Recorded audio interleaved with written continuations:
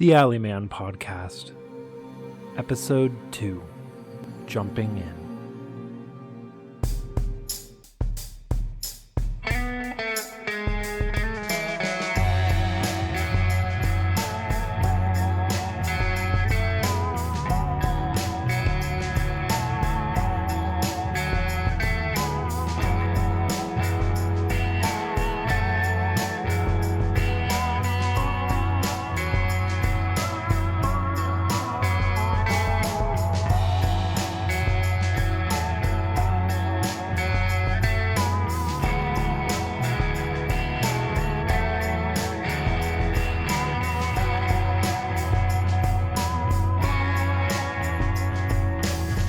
Welcome to Modern Mythologies. I am Dr. Okoye, religious studies professor and cultural anthropologist, and author of Untold Streets, which is now in its second edition with Silver Street Books. On this podcast, we explore modern folklore in the urban environment. Last week, I introduced a new topic, the Aliman myth. And to be perfectly honest, I almost regret it at this point. You have all been resoundingly excited with this one. I have been receiving messages and emails and comments on the Reddit for days, non-stop. Everyone has a story to share, and not necessarily Aliman related. I really want to start by reminding people that they must send emails to prof.okoye@modernmyth.live. and not my university email. Yes, even if you are a student in one of my classes, especially right now, the sheer volume of messages I am receiving is making my day job a bit more difficult than it needs to be. I appreciate the enthusiasm though. I do want to reiterate that this ventures very closely to problematic mythologies centered around marginalized identities. In this case, the poor and the homeless. Homeless people are not magical, and some of these stories I have received, I just want to remind people that there is nothing magical or mystical about mental illness. And, oh boy, this is all much larger and beyond the scope of this podcast. Let me start first by thanking the moderators at Urban Folklore Reddit, the Reddit board for Urban Folk, and Fred Pennyland, the host of that podcast, for hosting the ridiculous number of comments and discussions on the post for last episode. Now, I suppose I just dig into the pile. I love the many stories you have all penned. People are clearly very excited to take part in this mythology.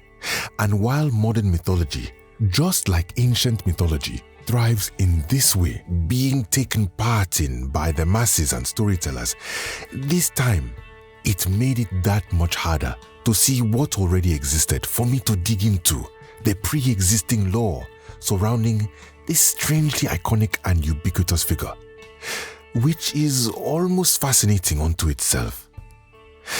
I've even seen a crowdfunding campaign, a Kickstarter, for the Aliman's own tarot deck. And yes, to quell the 100 questions on that, I have sent a message to ask the creator, Seven Dane Asmund, for a potential interview on a later episode. Okay, put that to bed. I have asked. So please stop messaging me about the Kickstarter tarot deck. I got it, okay? I got it. So, first, yes, the Sour Flowers video has been debated a lot. The barista at the coffee shop who claims they met the Aliman and got a reading of their own and handed him a receipt when he asked for a card to add to his deck has been talked about a lot. Their story is pretty wild and unbelievable, honestly, and only came out after the Sour Flowers video. It's confirmed that the barista, Rain, worked at that specific shop. Yes, for sure they did. But then only brought their very strange story forward after the Sour Flowers thing took off. They also claim to recall Alan, the dead father, as a regular. I will recount Rain's story here, as best I can, in summary. Rain suffers from clinical depression and often has days where they felt like they were on autopilot. The day that they came to meet the Aliman was one of those days. They believe Alan came in that day, but that's mostly secondary. After work, Rain was stopped in the alleyway by a strange feeling that they should enter there, like they were drawn to it. This is a common part of many urban folktales, that people were drawn to alleys or stores or specific items in a pawn shop. A Reddit poster noted that their normally well-behaved service dog was pulled into the alley before an Aliman encounter. This inexorable pull is key to these kinds of stories. So, they were drawn into this alley where they saw a man who they describe as looking just like in Sour Flowers' video. They never describe him for themselves, just rely on that. Once there, the man asked again for 17 cents, and Rain drew that money out of their pocket, random change from the tip jar, and paid for the reading. Rain does note that the Aliman had a deck of playing cards on the table, but put those away to draw out the strangely mismatched tarot deck. So, I am curious about Aliman tales that relate to him just as a common busker or alleyway scammer, as he must, right? He must. So, Rain gets a reading. They do not recall all the cards, but the one that stuck with them the most is the thing among reflections. That exact phrasing, the thing among reflections. And the Aliman asked if Rain wanted to hand over control for a while, which even Rain noted was an odd thing to ask, but that they said if they would, they could. Specifically, if I could hand over my life to someone else for a while, I would, is what they wrote. The Aliman then asked for a card, which is the opposite of what Sour Flowers shared, that the Aliman gives you a card from your reading. Rain only had a receipt they had jotted a note down on the back of, the Alan receipt, and handed it over when the Aliman seemed pleased with that. That is a nice setup and connection to the Sour Flowers story, but seems very convenient to come out afterwards. And no, Sour Flowers did not mention anything about a note on the back of her father's receipt. Regardless, the strange and impossible part of Rain's story starts here. They claim that they went home that night and went to sleep early, and when they woke up, their reflection was different. Specifically, Rain claims it smiled a warm and kind smile and told Rain to rest. People have asked for clarity on if the reflection literally spoke or if Rain is saying it seemed to suggest a rest. But Rain has since locked their social media, gone to private, that is, so it's hard to say. Rain said the rest of the day was a pleasant, restful day. They watched their life in a dissociative state and that the thing in the reflection acted as them, and so pleasantly. Everyone at work and school seemed to be very appreciative of how they acted, so much so that Rain started to feel apprehensive. At the end of the day, the reflection asked if Rain wanted their life back, and Rain said yes. The moral that Rain took from the story, essentially from their own words, was that even though someone else could live in the same space as Rain, and kindly and warmly at that, no one could literally be Rain for them. Not truly and wholly. So, though life is hard to live, they would go on choosing to be themselves each day. A bit bittersweet, as Rain's responses to people's positive takes on the story have mostly been that choosing to live isn't better or worse, and that the thing could have done a passable version of Rain for the rest of their life, but that it wouldn't have been right. Not better or worse, just not right. As a tale, I sort of love it. I wish it had been presented in a clear and clean format. Finding it across social media postings and old Reddit posts and he said, she said, lessened the impact for me at the time, I think. But looking at it now, summarized from my research, it's just the tale of choosing to keep going because it's your life to live. And that's rather lovely. Not romanticizing mental illness. Not romanticizing needing to face the bad, to face the good. No silver lines to clouds. No, just a personal choice to keep going because it's yours. I like that. However, as a tale of the Aliman, it raises a lot of questions. Sour Flowers didn't claim the Aliman had supernatural powers necessarily, just that he was a good tarot reader and had just the right card or receipt for her. Perhaps he might be a stalker or intuitive, but it's vague enough to not be explicitly supernatural or mystical. Rain's story implies that if the Aliman is not mystical himself, he has connections to something that is this thing among reflections. Now, you know me. I don't turn down stories or testimonials just because they involve the supernatural. I mean, that would defeat the purpose of this kind of study. This kind of folklore always toes the line between the normal and supernormal, the natural and the supernatural. Talking about alligators in the sewers is as common in this line of study as ghost stories in the States. Still, a being that lives in reflections who can take over your body if you want it to is quite a leap from a tarot reading alleyway scammer. But it's also just so unique that I'm honestly and earnestly interested in the story, even if it is a tall tale. Sometimes, the stories that take the biggest leaps from their points of origin feel the most substantial and of interest. I think this one, together with the other, puts the Sour Flower story to bed for now. I did reach out to Sour Flowers, but she declined an interview, and I don't see a way to contact Rain, so let's just move on.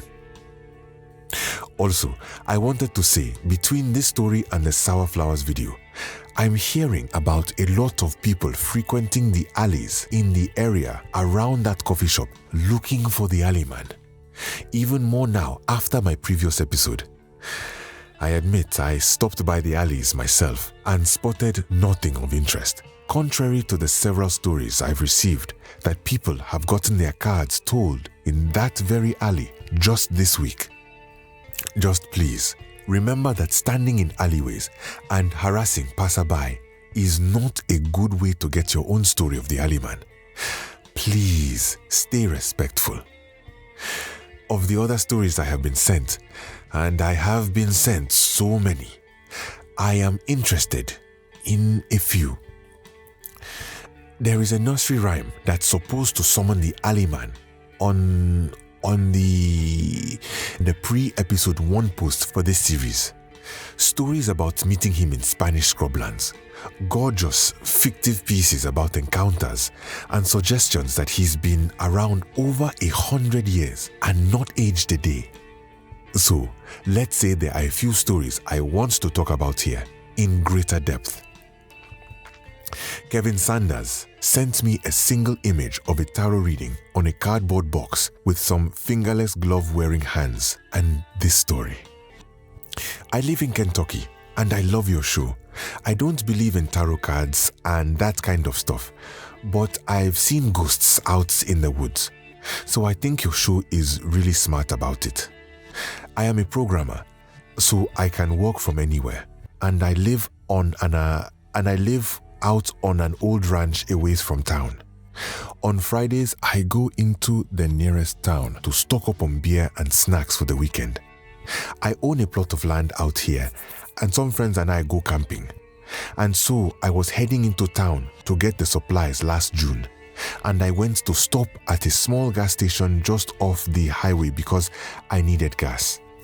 But it turned out it was closed. I had never stopped there before, but I did this time because I honestly had always thought it was open, I guess. But when I got closer, I realized that it was definitely closed for good and probably had been for a while. Still, I pulled in closer, I don't know, just to get a good look of it. I had driven past the place hundreds of times, but never gotten this close. So it was neat to look at. Abandoned Americana, the true American dream, I suppose. Rusted out oil pumps, ratty walls, and dirty brick. The pumps weren't real old or anything, the newer plastic looking stuff, but all the metal was corroded. So I just swing in real quick in my truck, just to do a drive-by look, get my fill of the abandoned exploring or whatever it's called, and then I see him. He is a slight dude, small build I mean, wrapped up in a bunch of clothes to look bigger, a blanket on his shoulders, but he's small. I can tell. He's standing there beside the door, in front of what used to be a garage entrance, when the place used to do mechanic stuff, I guess. He had a couple cardboard boxes stacked up in front of him, and he was just standing there. I didn't see a sleeping bag or anything on the ground, so it didn't look like he was squatting there, at least not outside, I guess. I didn't look inside the building. I do not know what possessed me to want to stop and get out and go say hi. I guess it was just the way he was looking at me. He had this ratty hair over his face and this big bushy beard, but just a patient stare, like he'd been waiting on me to show up. So I did. I parked my truck and hopped out to go see what he wanted. I asked if he needed help, which seemed dumb, but he just shook his head and motioned to the box in front of him. So I walked over and took a look.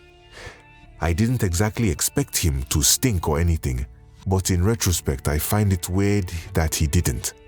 He just looked really dirty, you know? So anyways, he tells me, like he did that woman in the video, that for 17 cents he'll read my cards. As I've already said, I don't really do that kind of stuff, like tarot and crystals and woo-woo things. But I was already there, so I said what the heck. I went back to my truck and fished the 17 cents out of the dash, and I plopped it in his hand. I remember his hands were really rough looking, but covered by fingerless gloves. It was his fingertips, really dirty and almost literally white from all the dead skin. He drew up 3 cards and placed them down, and I took the picture with my phone I'm sending here as well, mostly to show my wife and to prove to my friends that it happened. I wasn't unaware of how weird the situation was, but something was comfortable about it, I guess. It was quiet there. I really noticed when I left later, with all the bugs in the creek singing, but while I was getting the tarot reading, it was real quiet. I wish I could remember what it was he told me. It was real strange, and maybe if I was more familiar I could tell you, but I'm not familiar with those kinds of cards. You can see in the image though, it's a bunch of discs and pentacles. I remember him saying it was something to do with money and finances, and I'll admit that whatever he said probably rang true. The next month I had the option to go onto a new project, and I didn't do it because leaving my current job would have been really risky. But then that other project exploded and made millions. I just remember him saying something about missed opportunities, and I have to say, he was right on the money. Talk about regret. My friends didn't pay it any mind either, and that was that. I hope you read this on your show. Thanks for making such quality stuff to code to. Your fan, Kevin. Thank you, Kevin. I think this story is nice because it feels very real to a space, and Kevin did not approach it as a supernatural story at all. Still, there are the hallmarks I've noted. The feeling of being drawn into a place or space by something. He said, I guess it was just the way he was looking at me. He had a patient stare, like he'd been waiting on me to show up. The 17 cents thing has stuck in here, I see, which has been a common thread in many messages I've received, especially the fictitious accounts. But I also love the sound thing. He doesn't say that the tarot reading made the audio of the world dim. He just notes that it was noisy when he left, but not while he was there. We saw that in the Sour Flowers video, which is curious. Now, the biggest oddities here, to me, start with the fact that this happened in Kentucky. The Sour Flowers video and Rain's story, and indeed a number of the other stories I've seen, have all taken place here in Chicago. And this is not the only story that takes place outside of Chicago I have received. Stella sent me an email with a story that happened in northwestern Indiana, and I have another that I'll get to at the end of this episode. I think the more strange piece of his story is that he goes back to his truck to get the change. In the Sour Flowers video, she seemed surprised to find exactly 17 cents in her pocket. Rain said they had it in their pocket. A number of stories I've read now have that part, and often it is a surprise. People don't expect to have change, but then they do. Exactly 17 cents.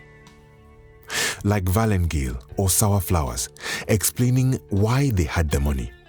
I am so curious about Kevin going to his truck to get it instead. Did the magic of the Aliman put 17 cents in his pocket that he didn't use? Like occasional adverts skipping rhyme over on the Reddit? Check your pockets for something new. Makes you wonder, doesn't it? Thank you for listening, Kevin. I appreciated your story. Now, this next one is one that I'm including just because I had 4 or 5 in this vein coming.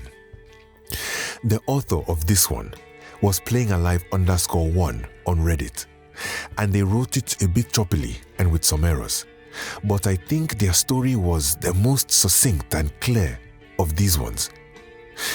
So, I'll gloss over some of that and read it a bit more plainly.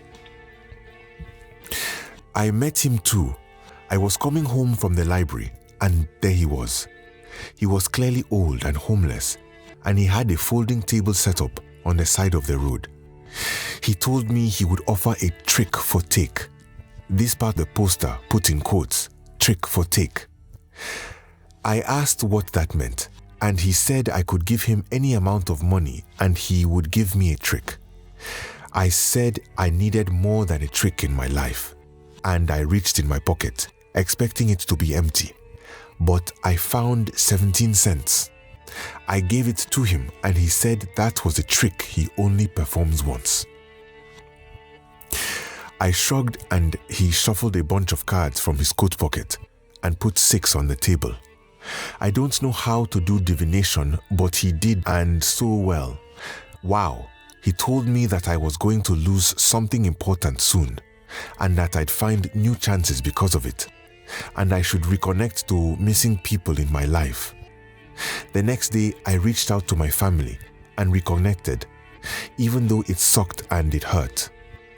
All my friends thought I was an idiot for giving my dad a second chance. My dad is the worst. The next week, my shithole of an abusive father died, and he had just re-added me to his will. I inherited enough money for me and my daughters to move to a new home. Thanks, Aliman, for killing my dad. I've seen at least 6 or so stories like this, about death, foretelling death. I think that's a common thread for stories, isn't it? In movies and television shows, the fortune teller in her headdress and her long nails and rings reveals that we or our loved ones are to die soon. When people think about fortune telling, they always want the most extreme example, which tends to be death, ours or others. I like this poster story because it had a happy ending for her, but I also love that she thanks the Aliman himself for her father's death. Now, Playing Alive never said how her father died, but I have to imagine it now as the Aliman doing the deed, however it happened. I believe that's another old tale, isn't it? The fortune teller who makes their fortunes come true. They slip $100 on the ground outside their store after telling you that you'd find money and fortune, or they, in some extreme case, commit murder to support the reading that said someone would die.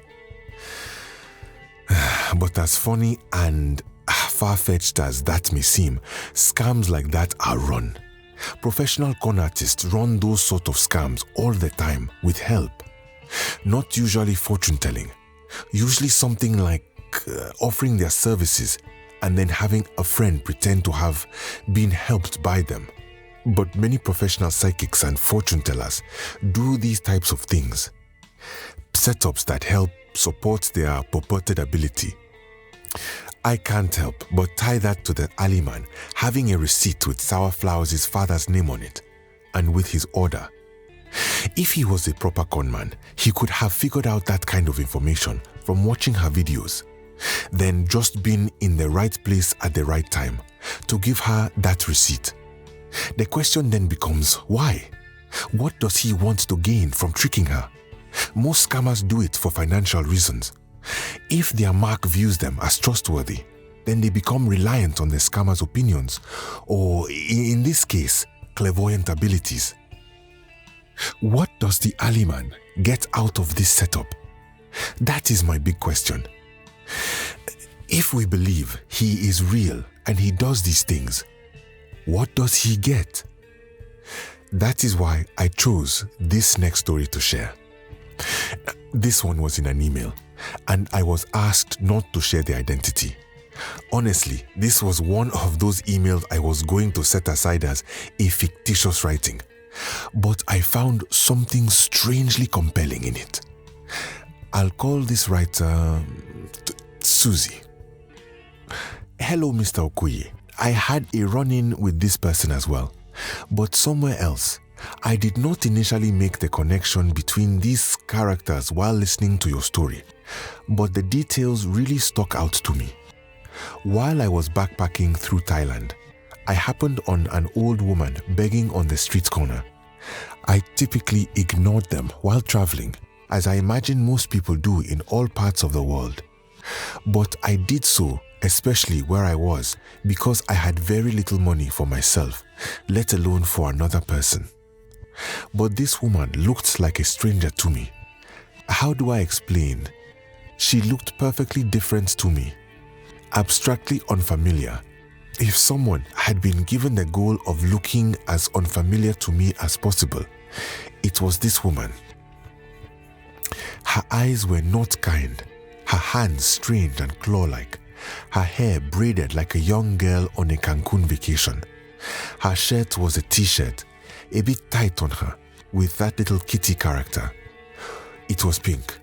She had bags tied off on her feet, I assume in place of shoes. So often I see old ladies like this, and they remind me of my ama, my grandmother. This woman did not. When her eyes locked onto mine, I felt the rising need to awkwardly smile and shrug as I brushed past her. But her brow furrowed when I did that. She seemed quite disappointed in my attempt to ignore her. I said I was sorry. I had no money, but she reached out and slapped the back of my hand. Then in perfect English, she told me to stop for just a second. Now I speak Thai like a local. I am Thai myself, so I was disappointed that she'd pegged me as an American. In stopping to consider her, she took the moment to grab onto my arm and lift herself up to standing. She had been sitting, you see. Holding my wrist, she then walked me into an alley, It was not a moment where I just went with the flow. No, I was frustrated, annoyed, even a little uneasy. But the second we got to her little table setup, I felt more than unease. I felt scared.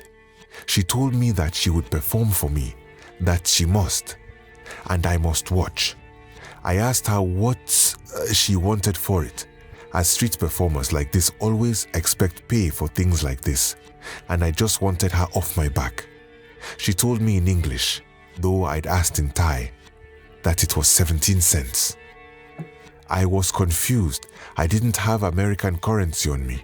I had baht and satang, but no dollars. But I assumed that she, a local, would be fine receiving such money. So I opened the bag on my hip to withdraw some satang, some change, and I found the coin pouch to be empty of the $20 or so I had in the local currency. Instead, there was a dime, a nickel, and 2 pennies. At this point, I was certain this hag had pickpocketed me and set this up. But now I was so curious. I was still uneasy, and the alley was strangely quiet as I withdrew the 17 cents from my bag. The weight of the coins on the table was audible, loud, uncomfortable. Her smile felt sinister as I finally withdrew my hand, like I had agreed to something I had been unaware of. She withdrew, as described in your episode, a strangely mismatched stack of cards from her pants pocket. The deck looked to have been water damaged and so dirty and curved. As she tossed cards onto the table, they rocked back and forth, so bent and curled as they were. She dealt out 5 cards, then slid the rest of the deck into her pocket. She shook her head and pointed at the card in the center of the reading.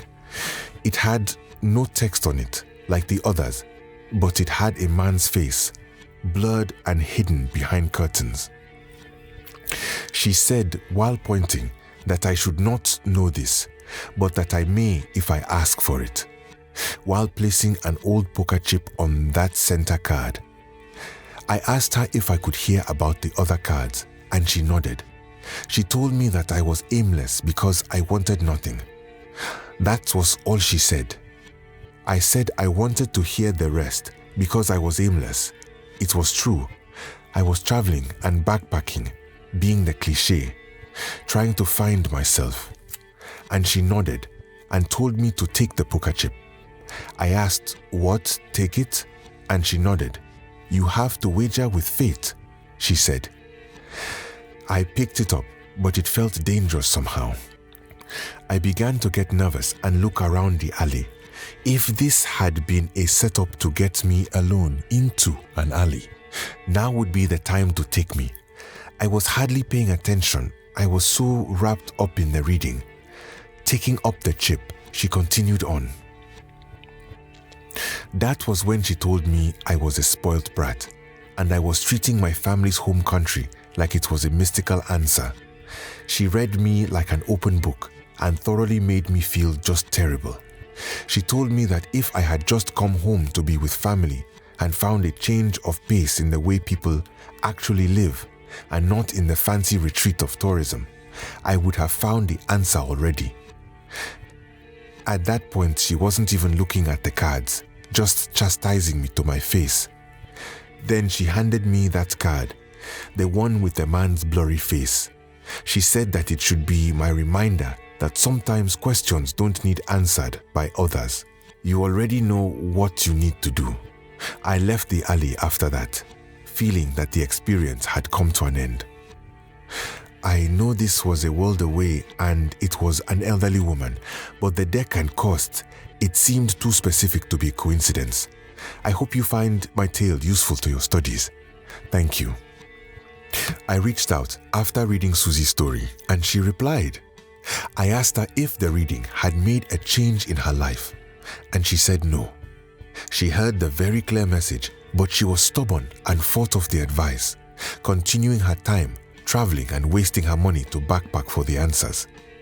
It was the right advice, but at that moment in her life, she had lost her job and broken up with a difficult man who always had to be right. She just couldn't hear it. She says that is what the card meant. She couldn't hear it just yet. She still has the card and sent me a picture. I'll include it in my Reddit post for this episode. 2 things. 1, I had never really considered the pickpocket angle. How else do we explain the 17 cents? That very well could be part of the con. To steal what's in the pocket and explain it away as fate for the 17 cents. Imagine losing your cell phone but deciding it's okay because magic has occurred before you. And at least Cryptid Story on Reddit suggested the Aliman sometimes having a partner. And a quick aside about 17. I've seen posters. Let's see. Infinite Magician mentioned that their grandfather had 17 cents and an Aliman story. A story mentioned being 17 years old. Stegosaurus Teeth mentioned having a British legend similarly doing 17 pence instead of cents. 17 is a strangely specific number, and thanks to the new doctor for reminding me that 17 is a prime number, something to think about for later. Second, each of the stories I've received, for the most part, focuses on important advice that someone needs to hear right in the moment they receive it. It varies in importance, but it always seems to be something intended to be helpful. Kevin with his business deal, but he ignored it and lost out on money. Playing alive with her father and the money again. Or here with Susie and what she needed to hear. It was even framed in a way that she recognizes as true in retrospect. That it was something she needed to hear, but that she couldn't internalize just yet. Still, others who shared online, like Fractoluminescence and Janine Ohio, and others, have shared similar stories of getting what they needed when they needed it, even if they didn't necessarily listen at the time. Sour Flowers was the same. She would have missed out on the last chance to reconnect with her father through sharing the exact meal she used to have with him, and Rain as well, in a roundabout supernatural way. Seeing it this way is fascinating because it matches many of the stories I have seen and read. But not all. Some of these stories have been something quite different. Sometimes even a bit sinister. I am excited to tackle these ones next week. Now, because of how much has come in on this topic, and because he is interested, I am also going to have Fred Pennyland, the host of Urban Folklore, joining us for next week. We will tackle all the comments and questions and stories you have shared, and perhaps with his help, we can better define what makes up the Alleyman myth. So please continue to share your stories and your thoughts on Reddit, on the Urban Folklore board, in comments on the podcast, or by email to Prof. Okoye at modernmyth.live. Include some questions for me and Fred, and we'll do our best to answer. Until next time, my mythologians, and as always, thank you for listening.